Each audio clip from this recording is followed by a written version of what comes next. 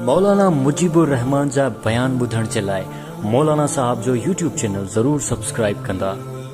तो गुनाहन जी ज़िंदगी में कंहिं क़िस्म जो सुकून ना आहे। ज़ाहिरी तौर में को तव्हांखे 5 मिनट सुकून अचे, तव्हांखे अधु कलाकु सुकून अचे, ऐं उहो सुकून बि कहिड़े कम जो जेको हमेशह इंसान खे जनम में ज़लील कराए। ॾिसो शराब जे अंदरि ऐं शराबी ॻाल्हि कनि था त जेको आहे मज़ो आहे। शराब जे अंदरि शराबी चवनि था त उन में कंहिं क़िस्म जी थोरी घणी जेको आहे राति रखियल आहे, पर उहा राति केतिरी, उहो 5-10 मिंट जेतिरो उनखे हालांकि आहे त उहो जंहिंखे अल्लाह ताला हराम कयो आहे, अल्लाह ताला नज़ीज़ कयो आहे, उहा शइ भली आहे ई न, पर शराबियुनि जे नज़दीक उहो चवंदा थोरो घणो 5-10 मिंट खणी लज़त अचे थी, मज़ो अचे थो। इन खां बाद में अल्लाह ताला छा फरमायो? अल्लाह ताला फरमायो इहे आख़िरत खे पंहिंजी खे तबाह कनि था ऐं क़यामत जन्नत जे अंदरि जेको असां शराब तयारु कयो आहे न, उहो हिननि पंहिंजे मथां जेको हराम कंदा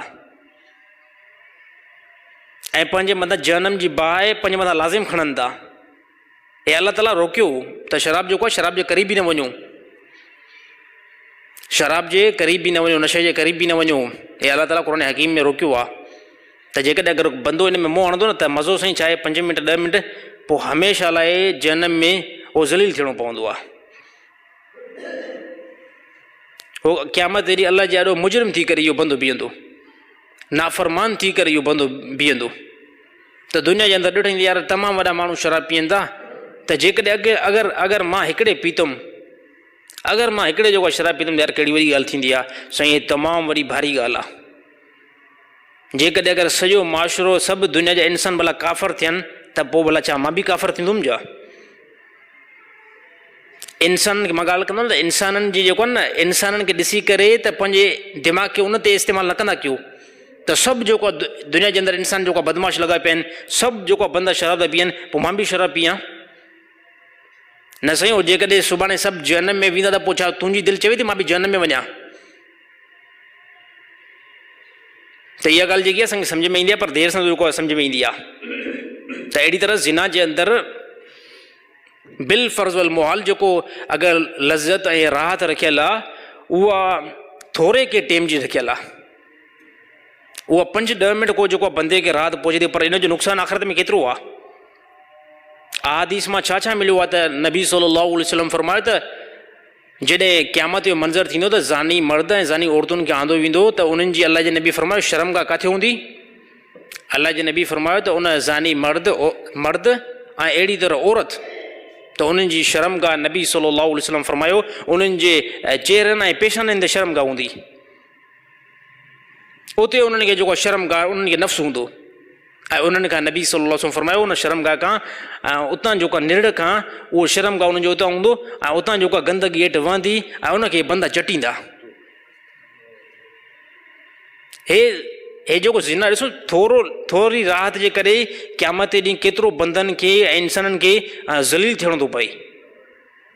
त हिते जेका ख़बर दुनिया में न पवंदी आहे त मौत ईंदो न, पोइ सभई शयूं आॾो अची वेंदियूं, पोइ ख़बर पवंदी साईं गॾ ते सुवारु हुउमि या घोड़े ते सुवारु हुउमि, बाद में जेकी आहे ख़बर पवंदी। ऐं ॿी हदीस अल्लाह जे नबी छा फरमायो? अल्लाह जे नबी फरमायो त मूंखे जनम जो जॾहिं मंज़र ॾेखारे वियो ऐं मां जनमियुनि खे ॾिठुमि त नबी सल्लल्लाहु अलैहि वसल्लम फरमायो मां ज़ाननि खे बि ॾिठुमि, ज़ानी औरतूं ऐं मर्द। त नबी सल्लल्लाहु अलैहि वसल्लम फरमायो हिकिड़ो तमामु वॾो अंदरि हिकिड़ो तंदूर ठहियल हुयो, तंदूर जे मुशाबे नबी सल्लल्लाहु अलैहि वसल्लम फरमायो तमामु हिकिड़ी जनम जी हेठि वरी खाई हुई ऐं उनजे अंदरि मां ॾिठुमि त उनजो मुंहुं जेको आहे तंग हुयो, बिल्कुलु हुनजो मुंहुं बिल्कुलु तंग, ऐं उहो अंदरि अल्लाह जे नबी फरमायो हेठि वॾो घेरो हुयो। ऐं जॾहिं अल्लाह जे नबी फरमायो मां उनजे अंदरि ॾिठुमि त उनजे अंदरि तमामु वॾियूं औरतूं ऐं तमामु वॾा मर्द, अल्लाह जे नबी फरमायो उघाड़ा हुया ऐं बाहि जे अंदरि उहे सड़नि पिया। ऐं जॾहिं जेको आहे बाहि जोश हणे पई न, अल्लाह जे नबी फरमायो अची करे उहे किथे पिया पहुचनि? उहो उन तंदूर जे मुंहं ताईं अची करे अल्लाह जे नबी फरमायो पहुचनि पिया। ऐं जॾहिं उन बाहि जो जोश ख़तमु थिए पियो न, नबी सल्लल्लाहु अलैहि वसल्लम फरमायो अची करे वरी जेको हेठि किरनि पिया, उनखे अज़ाब थींदो रहे पियो। ऐं मां पुछा कयुमि इन खां बाद में जिब्रील अमीन खां पुछा कयुमि हिननि खे इहा सज़ा छॾे खां?